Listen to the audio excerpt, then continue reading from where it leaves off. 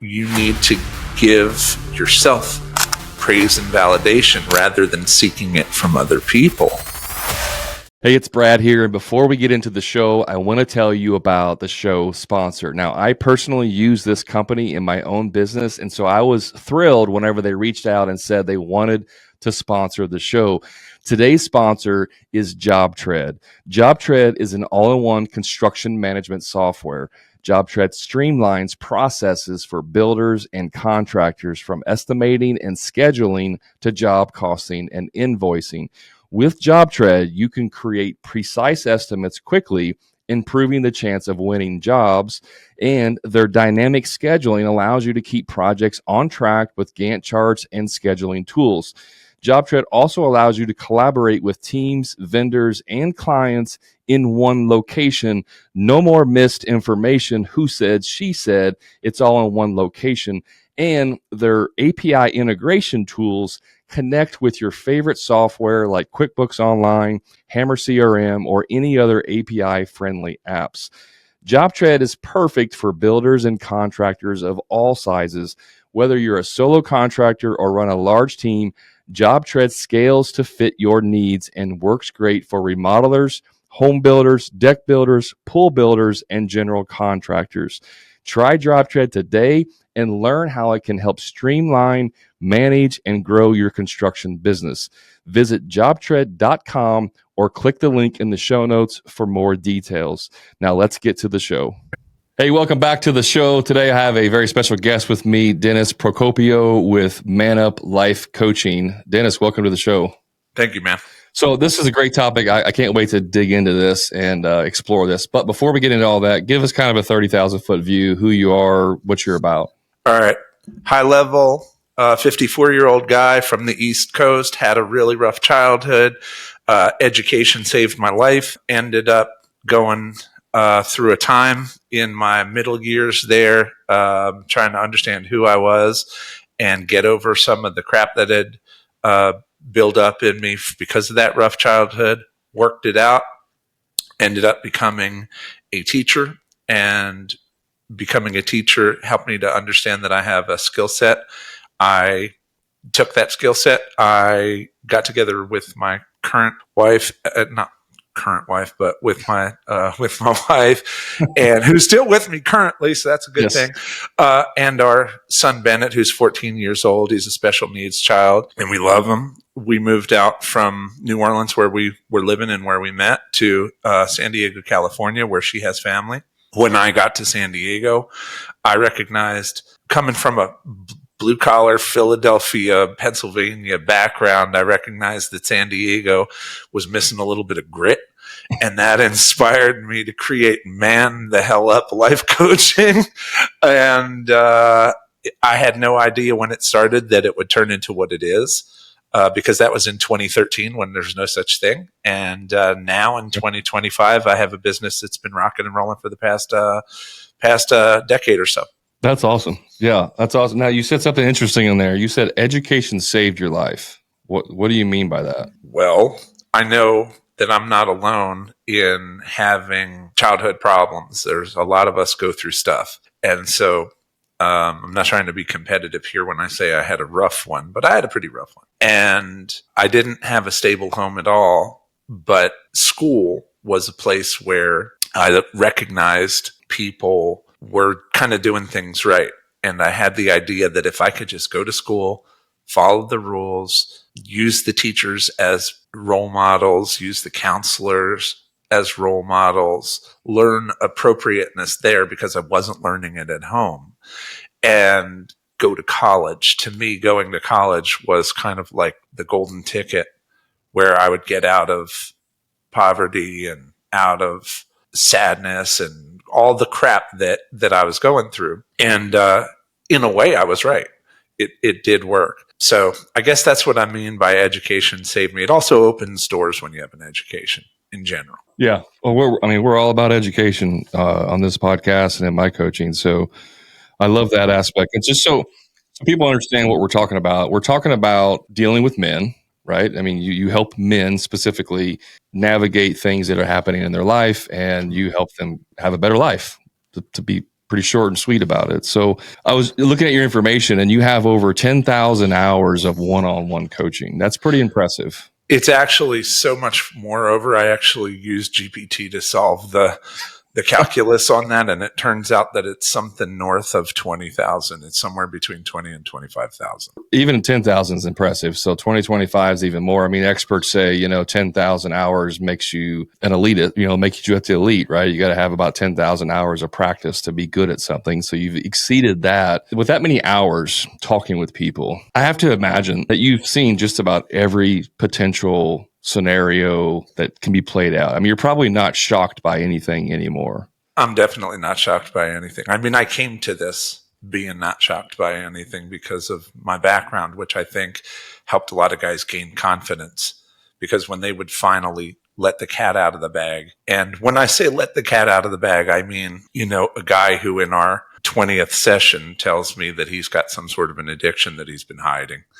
Or a guy that tells me he's been running, game on the side with some woman or something, or et cetera, et cetera, et cetera, et cetera. I mean, I hear all sorts of stories, and in every case, I'm just kind of like, yep, well, that'll happen. Let's fix it. Let's get you out of it. But that having been said, even 11 years later, under the brand Man Up Life Coaching, I still get that one guy who comes along and I'm like, just when I thought I'd seen everything. So it's still interesting. But yes, you're right. I'm hard to surprise at this point.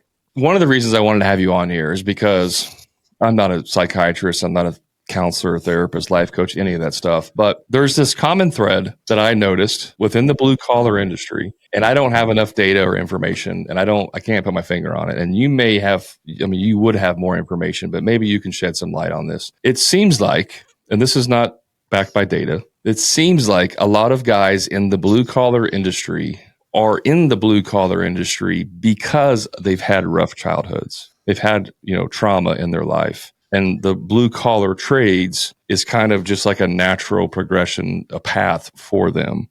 Have you experienced that, or can you add any kind of, light into that hypothesis that I have? Now, I want to be careful not to talk out the side of my neck here, right? Sure. Because I can hypothesize too, and it does. There's an argument there. I'll tell you something I have observed. I will get clients who are, contractors living in Florida, making multi-billion-dollar houses for people with, that kind of FU money. I will get, a guy who has an enterprise flooring company. I'll get a guy who is an arc welding inspector getting city contracts. And these are guys who are, I got another guy who's a master plumber. And these are guys who come to me with money. I'm like, well, look at them, man. They're making money and running businesses. They didn't take the academic route. And when I start working with them, I find out two things. One, I find out they usually had either a rough childhood because it was, some cracker trailer bullshit that they had to deal with, or they had a rough life because they were different in some way and they had to hide it in that environment. Like, instead of being intelligent, nerdy, and bookish and having that be celebrated, it would be more like, oh, you think you're better than me? Yeah, kind of like a JD Vance story where you like grow up in the middle of back in the woods of West Virginia, but you're smart. You don't fit in. I literally, when I started interacting with you, I was like, I'm catching a hillbilly elegy vibe off my dude Brad here, because he's all dressed up like a hillbilly, but this is a smart dude. And his humility thing, I lived in the South long enough to know polite humility, but I'm dealing with somebody very bright. I've read you, dude. I appreciate that. Maybe I fooled you. I see you. So I get a lot of guys like you who I'm like, if this person had taken the academic route, they'd have a PhD, no question. But they took the safe route and the familiar route. I grew up, I remember growing up and the people around me worked in the in the factory, you know? Yeah. And it was just kind of an understanding that you were in Pennsylvania, that you're going to work in a factory, or you're going to drive a truck, or you're going to, I mean, we didn't have coal mines per se, but it was, you know, Right. if you're, you know, Allentown steel mill or whatever, you were going to run a warehouse, learn how to drive a forklift. And so all the people that you grow up with, you know, you're stupid if you're 10 years old and don't know what a 10 millimeter, you know, socket is or whatever. There's just a different kind of growing up. And as far as the abuse or poverty or rough life piece goes, what I've learned in this industry that's going to really kind of be interesting, I think, for you, I've learned that, yes, there is a lot of crap that blue collar people go through that hardens us, you know. Oh, you have a cold? Well, here's some Hall's mentholyptus and some tissues. Go to school, you know. Yeah. Oh, it's cold outside. All right, we'll put on some layers, you know. Oh, the water's getting into your cheap shoes because you can't afford boots. We'll put some bread bags around your socks and man up and get out there and do your job. What I learned recently within the past 10 years, you know, what I learned is that I get people who came from affluent environments, the ones I was always looking at like them, anybody with a name like Channing or,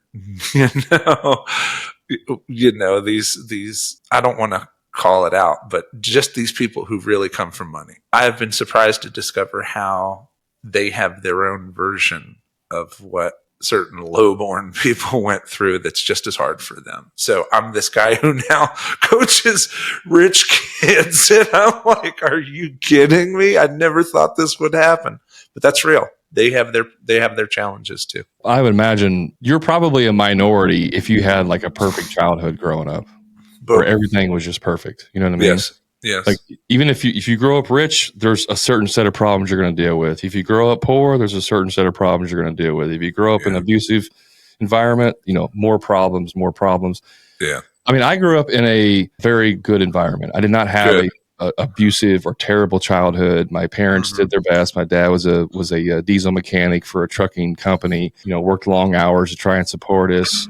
And you know, Christian conservative house. You know, grew up with those values. I had a good life. Like I can't complain. The only like challenge, if you will, is I have an older brother. He was 4 years older than me, and he was like the athletic star, like in high school. You know, like the quarterback. You know, played all sports, and he's very athletic. Like I'm not taking that away, but I was always kind of like living in the shadows. You know, of the athlete older brother, and that's probably the worst thing I had to deal with. I mean, and that sounds like, oh, cry me a river, Brad. But I mean, I had a good childhood. I had a good life.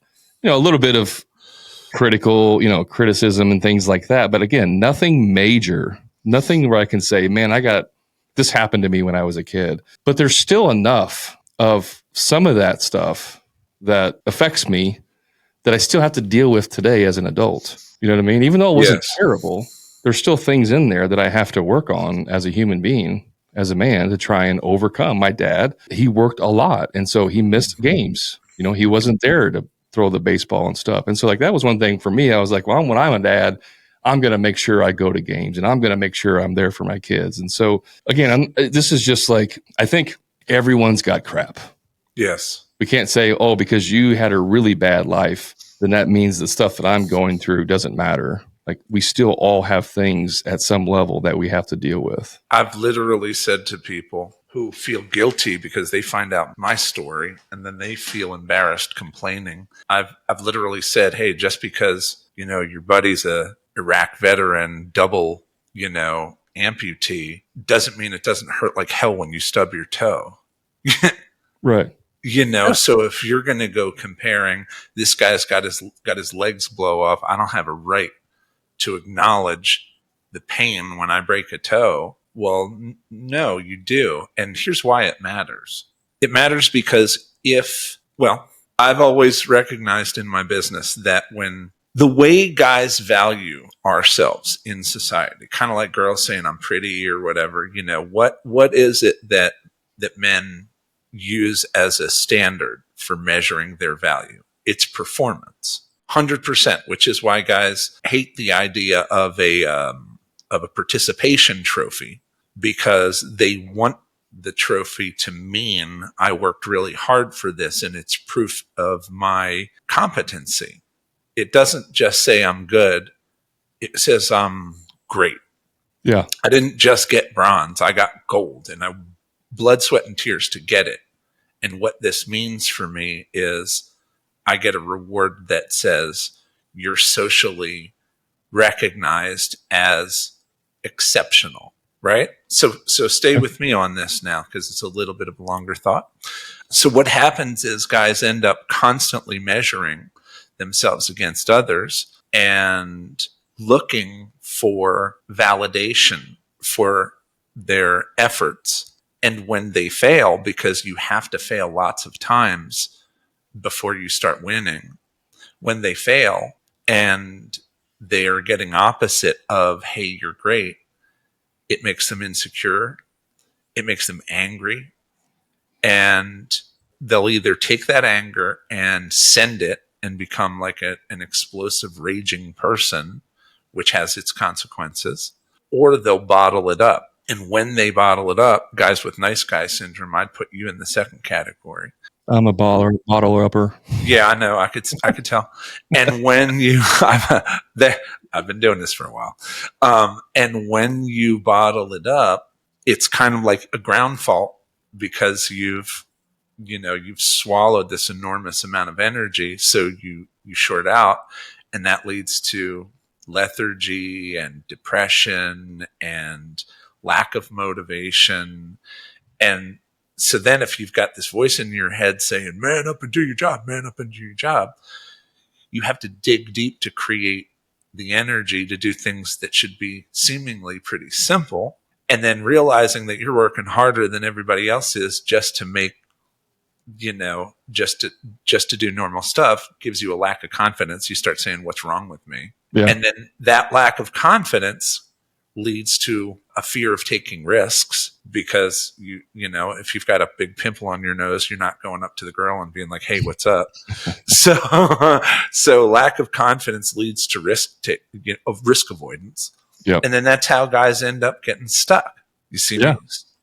So I'm going to flip the script for a second here and say, so what they end up doing is they end up finding themselves using anything that gives them a dopamine hit to try to survive and to stay alive. And that can be alcohol. Mm-hmm. That can be, weed and weed products. That can be gaming, sports bets, or just, anything that can become an addiction, food, anything. And so in coaching, what we do is we recognize that men need to get down off the cross and stop judging themselves so harshly, and understand that, this is my son with whom I am well pleased. Like you are perfect as you are. And so you need to give yourself praise and validation rather than seeking it from other people. And so validation and constantly reminding yourself, you're awesome, you're good, or whatever, giving praise daily to the part of you that is, not to sound wacky here, but that is divine, because we're all, God's children. Yeah, and so in the image of God. That's what I'm saying. So for us to be frustrated by our shortcomings and to therefore criticize God's child, which is who you are, is inappropriate. And so we learn to love ourselves and father our inner child through praise, through validation, and to also stay disciplined and to work hard, but for a different reason. I'm working hard because this is interesting for me, and I'm going to turn it into a meditation, and I'm going to grind it out and embrace that grind as a way of confronting not only my humility, but my own ability that I was doubting. So I have faith in my ability. And then when guys start to do that, then they see growth outside of these self-limiting narratives that they may have, whether they come from rich or poor. Why is it so easy to recognize this in other people, but so hard to see it in ourselves? It's funny that you say this. I have a client who's a state trooper, and he's riffing with his wife. She's a lot, and she is. If there's high maintenance, she's like platinum maintenance, And so I'm talking to him, and he's saying, "What do I do when she says this?" And it's always the same with guys. He's trying to solve the problem and use his engineering brain, and she's looking for connection and intimacy and empathy, and he doesn't really know what that is, but he knows that if you keep saying the same thing over and over for an hour, there's something fundamentally broken here. By male standards, right? So I'm talking to this guy, this state trooper, and I said, you just have to let her talk, and you can't let her push your buttons. It's just like when you go on a call, you're a man in uniform, you're basically a robot, and your job is to listen without prejudice, and if they yammer on, you just let them. And he's like, why is it so obvious when it's like, what is this? Why can I do that with, like you said, like on a call, but it's so hard to do when I'm talking to her? The answer is, of course, he's an example of someone who is looking at his partner for validation, right? And so it becomes critical for him. It becomes high stakes. Anything that you personally are trying to do or want to do that requires not only diligence, not only grinding, but it requires faith in your own abilities, that doubt is going to kick in big time because you don't believe in your abilities until after you've gotten the reward. But you have a narrative that says that other people have natural abilities that you don't have, and that's a fiction. And that's what a lot of guys in this coaching environment come to find out. They find out that every client I have is dealing with the same closeted insecurities that they do. And unlike women, we don't talk about it. We bullshit and we brag and we say piece of cake. Yeah. And then go to the corner and hide and drink and look at porn or whatever it is, whatever 100%. We do, so dopamine hit. Yeah. Been there, done that multiple times. Yep. It's just interesting. I think obviously there's, with our spouses or people we love, they know more about us, right? Like they know secrets about us. Whereas I'm talking to a client or, someone on the street. I don't know you. I don't really give a crap about your opinion or, you know what I mean? And so obviously if you're being vulnerable with your spouse and, they could reject you, they can hold something against you, they can turn it against you, whatever, use it as a weapon. Obviously there's a lot of, just vulnerability within that relationship that could make things go south. 100%. I've noticed with people who are in long-term relationships, after a while, they get to a point where they have to accept that their wife or spouse or partner or whatever is operating probably differently than they are. And they have to recognize that there's validity to the way that they operate. And there's validity to the way that you operate. And a lot of the criticism that you're going to hear from your partner is going to come from the ways in which you are different in the way you process information. So a classic example is a woman saying to a guy, I always do this, you never do that. You never help put the dishes away. Exactly. Classic. I always put the dishes away. You never help with that. And then the guy's going to come in and say, what are you talking about? I literally put the dishes away 3 nights this week. Yeah.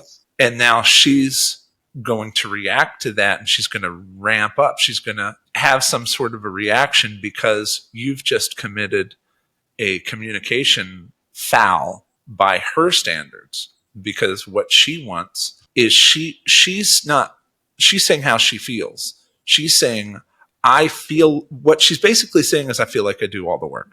Yeah, I don't feel appreciated. Yeah. I feel like I do all the work. I feel like everybody takes me for granted. So on this one particular instance, when you didn't put the dishes away, she catastrophized and said, because her feelings were overwhelming. And what you're supposed to do in that situation as a guy is you're supposed to say, I hear you. Like, you're supposed to stop what you're doing. All right. Do you want to talk? No. Do you want to talk? No. Do you want to talk? Well, I mean, and then you're in for it. But she does need to talk, and she just needs you to listen to her without judgment. And as a husband, you learn that this is what you're supposed to do. The problem is men don't want to just sit around and go, and I'm cranky and my back hurts and blah, blah, blah, blah, blah, blah. Men just want to figure out a solution for being optimal performers and lock in on that and do that. And then, hey, everything's fine. I'm a machine. But you're not a machine. And if I get a guy in a session for long enough, I'm in a group now, for instance, a bunch of autism dads, because my son's autistic, a bunch of autism dads on a private group on Facebook. They all, no disrespect to these gentlemen, but they all sound like a women's group in a way, because they're all complaining to each other about all the challenges that they have raising their kid. And God bless them. I'm not, but it's proof that men kind of do need to talk as well, but we've been socially conditioned that that's not appropriate. Hey, just a quick time out from the show. If you're a frustrated contractor who's dealing with low profit margins, stuck working on the tools every day, or doing free estimates for people who are never going to hire you in the first place, I invite you to my private contractor community, the Profit Club, where contractors just like you are adding 2 to 3 times more profit each year without producing any more jobs, and finally getting completely off the tools to never do another free estimate again. So if you're ready to increase your profits, stop doing free estimates, and get off the tools, then all you have to do is click the link in the show notes to learn more about the Profit Club and see how it can easily 2 to 3 times the cash in your pocket, give you a proven sales process that will convert more jobs with ease and get you off the tools once and for all. And the best part is you can do all of this without having to produce more jobs than you currently are. Click the link to learn more. Now let's get back to the show. Yeah, you're weak. If you have to get help, you're weak.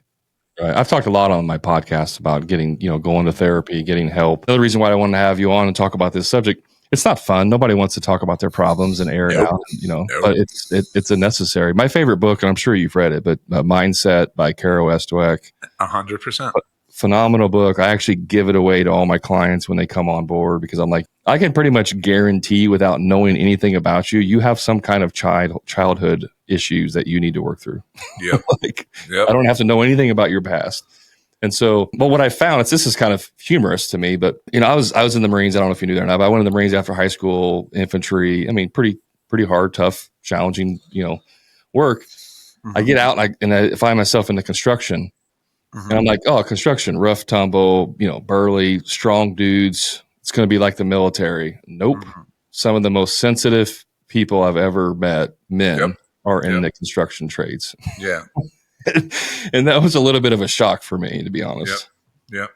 It's funny that you say that. I have a bunch of guys in the military. One guy's in 04 in the Navy. Another guy's no longer active service, but he's, once a Marine, always a Marine. And, these guys got another guy in the Navy. A lot of military guys. And one guy that I'm working with now, perfect example. He out here in San Diego, we've got some stuff out here.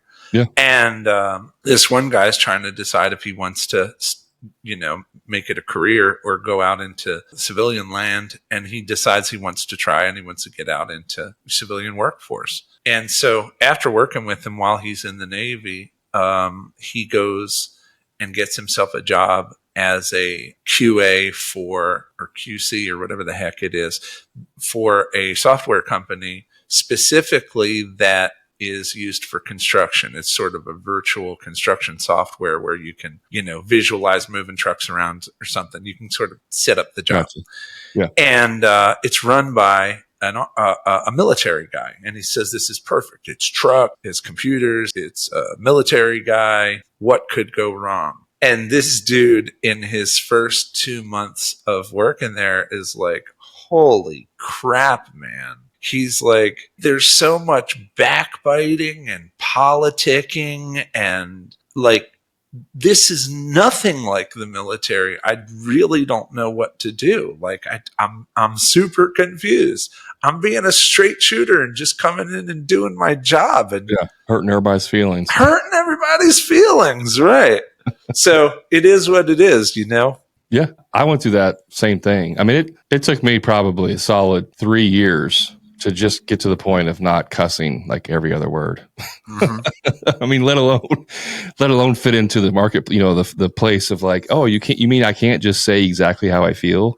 I have to actually gatekeep some things because I don't want to hurt your feelings, and then go to HR and, you know, do all this and this. And it took me a long time, you know, and then also the whole structure of the military, you know, top down hierarchy. If I say jump, you just jump. You don't ask how high or why. That doesn't apply, obviously, in the real world. So it was a big learning experience for me. And one thing that I took me a while to kind of identify this and then figure it out. But yeah, the once a Marine, always a Marine. Got it. Love it. I'm proud of my service. You know, all that. I'm not a Marine anymore. Like, that is a past identity, if you will. It's a part of my life. It doesn't define who I am today. Right. I don't go around saying I was a Marine. Most people don't even know that. Like, I've known people for 6 months to a year before they even find out that I was in the military, because I don't broadcast that. Not that I'm embarrassed. It's not part of who I am. It doesn't necessarily matter. But it took me a long time to like, that was just an experience. Yes, it definitely defined who I am as a person. It shaped and molded, you know, things about me. But that was just an experience. And you see this a lot with people in the military. They live on that past experience and they can never move on past that. You know, I know guys in business, they've been out for 20 years and they still talk about being in the Marines every day and their experiences and this. And I was a Marine, and I'm like, dude, give it up. Like, yeah. Like, give it up already. Like, you're not in the military anymore. Yeah. I was a Hurricane Katrina victim. I was living in New Orleans during that time. Oh, wow. In 2005. And after we all got through that, there was all the jobs were cleaning up the town. So I got on with a crew demoing houses. And there was this dude, Rob, whose chick, she wasn't his wife, but she was kind of like his, you know, wife. Yeah. But his girlfriend, they both came to work here, and it was like obviously a very male environment, but he brought her along because she could hustle and she was solid, and she was there to get down, and they were thinking it would just double their income if she was on board. But dude, the entire time she was there, she kept talking about how she was a chef. She would not shut up about, well, I'm a chef. And so as a chef, she said chef probably 3,000 times a day. And we're like, all right, cool story. Can you just take this pry bar and get the nails out of that wall? Like, all she did is talked about being a chef. And I think that people will hold on to something that they've done and that they succeeded at as an identity claim because they don't know what to do with a brand new slate. It happened to me. I went to college for fine art. That's a story in and of itself. I drew my whole childhood. It was a self-regulation mechanism for me because I was under a lot of stress. My drawings got good. Everybody started going, damn, that dude can draw. You have to be an artist by that thought process. You have to be an artist. Right. I have to commit. It's like, all right, I'm 7 foot tall. I guess I'm going to play basketball. Right. You know? So I drew, and the next thing you know, everyone's like, oh, he can draw. And so I leveraged my drawing ability to get a 4-year art scholarship at a school called Cooper Union in Manhattan that is kind of a big deal. And once I got into that, everybody was like, oh my gosh, this guy got into Cooper Union. It was like getting into Harvard or Yale. It was a thing. So it wasn't until I started Man Up Life Coaching that I finally let go of this sort of identity as I'm an artist. Because I was using I'm an artist to justify all of the choices I made in my life. And when I finally put it away and I said I was an artist and I'm still creative, but as of right now, I'm a coach for men. That was so liberating. And I've probably been more creative in building my business than I was when I was sitting there chained to an easel trying to come up with stuff to, impress people. So I guess the point of that is when you are attached to an identity, that can be limiting. And it's good to be able to trust yourself to do new things without having to hold on to your past accolades, right? Yeah, this is something that drives me nuts, not because it bothers me, but because of the narrow mindedness of it. But, I had my construction company for over 13 years. Okay. And then I started my coaching business. And I started my coaching business because I got coaching for my business. And in that process, I fell in love with the idea of coaching. I always thought in my head, like when I'm retired, when I'm 65 years old, I'll be like a consultant or something or do some type of coaching. Like that was always in the back of my head of teaching. But through this process of getting coaching, falling in love with it, implementing it in my business, having, success in my business, and then wanting to start my own coaching business. And then an opportunity happened. It wasn't my plan by any means. An opportunity happened to do coaching full time. And so I closed down my construction business. And the thing that drives me nuts is I get all the time, usually in social media comments, is, well, if you were so good at it, why don't you still have your construction business? Now you just want to teach because people that can't do teach. It doesn't bother me from a perspective of, well, maybe there's truth in that. It's just, why can't someone just wake up one day and decide to do something different and that's okay? Like, why does it, once you commit to like, I'm going to start this, I have to do that for the rest of my life? I hear you. So as a person who used to teach, I'll give you a anecdote from my history. When I got out of college, I started teaching art. I was lucky enough to teach art at private schools. The reason I say I was lucky enough to teach art at private schools is because private schools are less regulated in ways, and they're open to things that you might bring without having to feel like they have to sort of standardize everything. And so I was in a position pretty early on where I was teaching teenagers and then adults after that. And in that environment, I had always, I went to a school where that was what they said. Oh, if you become an art teacher, basically you failed. Those who can't teach. Those who can't do teach. Yeah. Yeah, right.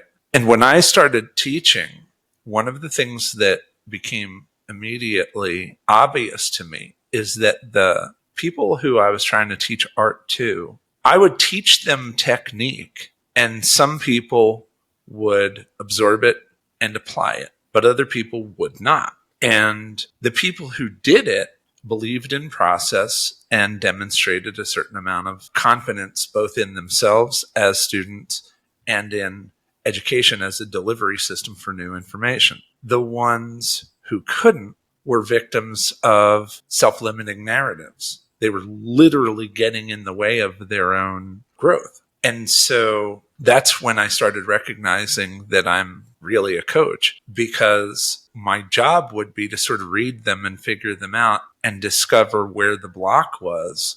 Like I had one guy, for instance, who his, art teacher in fourth grade, told him that his drawing sucked and not to quit his day job or something, like just really. And he got the message and put it all away. And that was the last time he ever drew. So I mention it because one of the things that I was recognized for as an art teacher was, one, when somebody would say, how do you do this? I would demonstrate. And they're like, dang, you draw really well. I'm like, well, thank you. I would hope that I do if I'm going to teach it.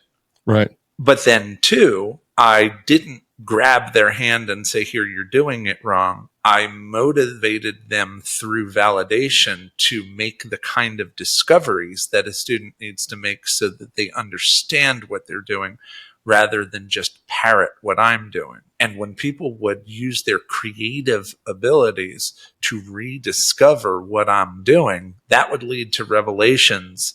And in coaching, I basically do the same thing. Guys want to be successful, And I say, well, if you're going to be successful, you need to create success for yourself. So are you creative? And when they're like, then that's where we jump off. Yeah. Surprisingly, most of the most impactful things that I help my clients with is actually mindset related. It's not, this is how much you should charge for this service, or this is how you do sales. It's helping them overcome, limiting beliefs, mindset, all that stuff. It's such an important role. It doesn't get talked enough about. Again, men, we hate it. We don't want to share it. It's weak, all that stuff. We are coming a little bit short on time, but there is one topic I kind of want to dive into as to close this out, to give a little bit maybe of some takeaways or some help for somebody who's listening. And that's around like the idea of the guilt, shame, and regret. So can you talk a little bit about how to overcome some of those things so that we don't, we're not stuck in the past? Right. Guilt, shame, regret. I'm going to tell you that in my earlier life, I made some really poor decisions that landed me in jail, poor decisions that permanently ruined relationships. And if I sit around and dwell on those things, then I just lie there in a puddle of swill and I don't progress. A good coach once said, if you make a mistake, you only have to do 3 things, right? 1 is admit it, 2 is learn from it, and 3 is don't repeat it. So I suggest to most guys, if you have feelings of shame, of guilt, of regret, well, that's exactly what that is. It's a feeling. And earlier in this conversation, we talked about how women always, want to lead in problem solving with discussing their feelings. Well, the reason is because they want someone to help them to rationalize them so that they can move past it. Well, when you hear guys talking about their inner bitch, quote unquote, that's just a hostile way of saying there's some feminine part of me, I think, that is needing to address my feelings before I can move forward. And there's nothing wrong with that. We don't teach that as much as we should. If you have feelings, sit with them. Yes, this sucks. Don't try to quarantine it. Don't try to stuff it down. Face it. You feel stupid. Okay, that's a feeling. It doesn't mean you are stupid, but you feel stupid. You feel like you screwed up. Well, you kind of did, bro. You screwed the pooch. Own it.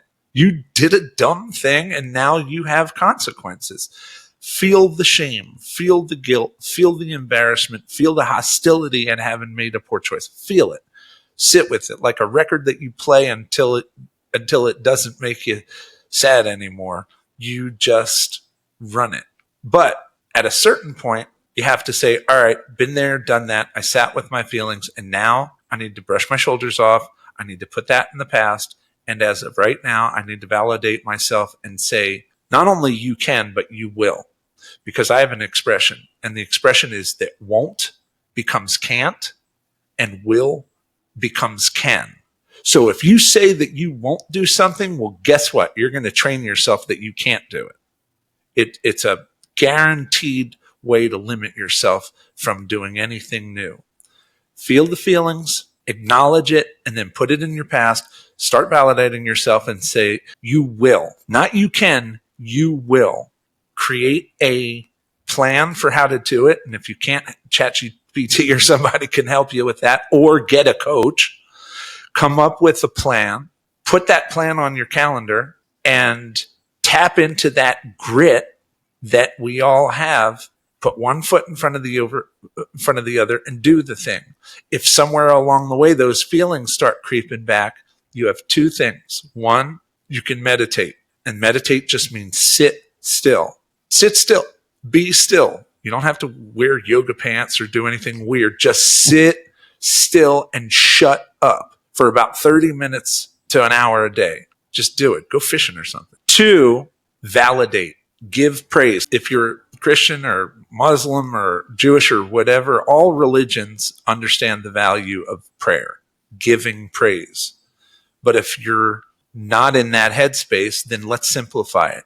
You're good, you're kind, you're gentle, you're patient, you're peaceful, you're humble, you're loving, you're blessed, you're healthy, you're wealthy, you're strong. Make that your mantra, which means say it over and over. And if you do that, the discipline together with the redirecting your narrative it will absolutely take you out of that, off the bottom of the squat, so to speak, and get you where you need to go. That's good stuff. I'm sure it happens naturally, but what would cause, if I do all this and I'm good, I did this bad thing, I don't have any more guilt, any more shame, but 6 months, a year later, I have this guilt or shame. But like, what does that usually mean? Is it we didn't actually fully deal with this, or? Yes, it means the same thing as if I quit, drinking coffee and late night snacking, and I get, really far down the line, and then whoops, I did it again, and now I go backwards. That just means you had a sort of a slip up. You had a relapse, because technically a lot of people think of things as addictions that aren't true addictions. I'll give an example. I hear people talking about a food addiction. Bro, you don't have a food addiction. You literally need food. Like, what you have is a compulsion to eat certain kinds of comfort food that makes you feel good. Yeah. I can prove it's not an addiction by being your coach and holding you accountable week over week and telling you you're doing this for a team now, not just for you. Don't do it, or you're going to be in trouble. Or I believe in you, you can do it. Either way. So when a person has an accountability coach or sponsor, which is why sponsors are big in AA, like me, for instance, I've been sober for 18 years now. Congratulations. Thank you. And I could give classes on being a drunk. I was real good at it. But it started with the first day of saying, I'm not going to drink. And then the second day, and then the third day. And somewhere along the way, I just kept it up. Now, because the stakes were high. Now, on the other hand, I've had challenges my whole life with compulsion with things, like I said, like food and coffee. I was talking about my own jams. Yeah. And so when I fall off, I don't go, see, I'm bad or anything. I just go, and then I just brush my shoulders off, fall down 7 times, get up 8. Yeah. I just brush my shoulders off and I say, I'm going to do it again. And the thing that you need to do is don't give it any meaning. Don't say this happened because.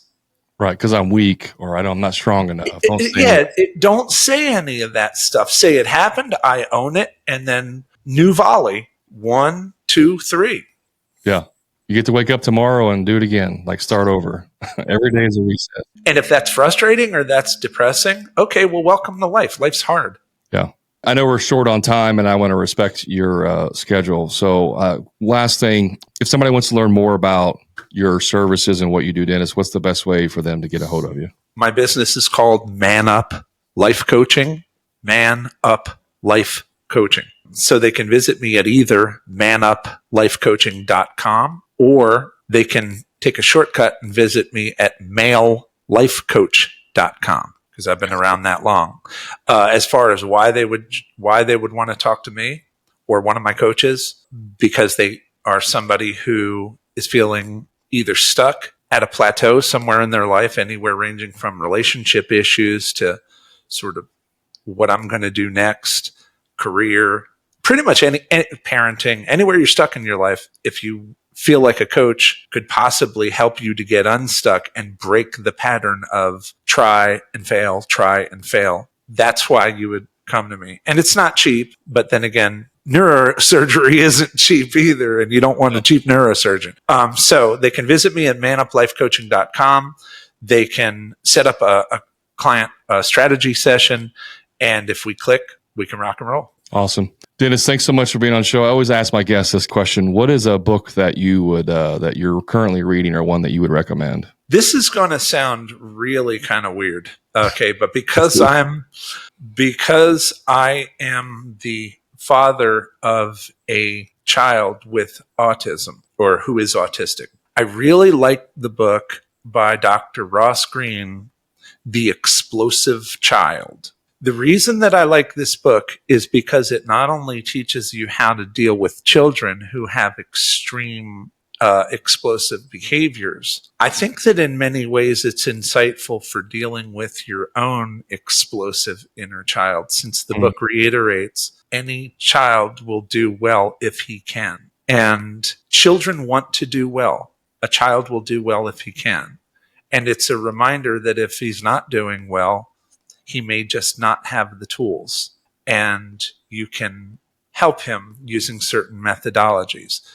A second one before I go is, if you're in a relationship, the old classic men are from Mars, women are from Venus is still a really good one for resolving some of the differences in your relationship. So those are two that have made their way to the top of my book list. The Explosive Child seems really interesting. I'll definitely take that out. I was thinking about Men Are From Mars, Women Are From Venus earlier when we were talking about relationships. That actually popped in my head. So that's funny. Dennis, thanks again for being on the show. I really appreciate you being on here sharing some wisdom with the audience. May have to have you back on in the future and dig some more into it if you're up for it. Totally. Thank you, man. I really appreciate it. I've enjoyed meeting you, and frankly, you seem like a guy I'd love to work with. So if you ever decide to do some life coaching, hit me up.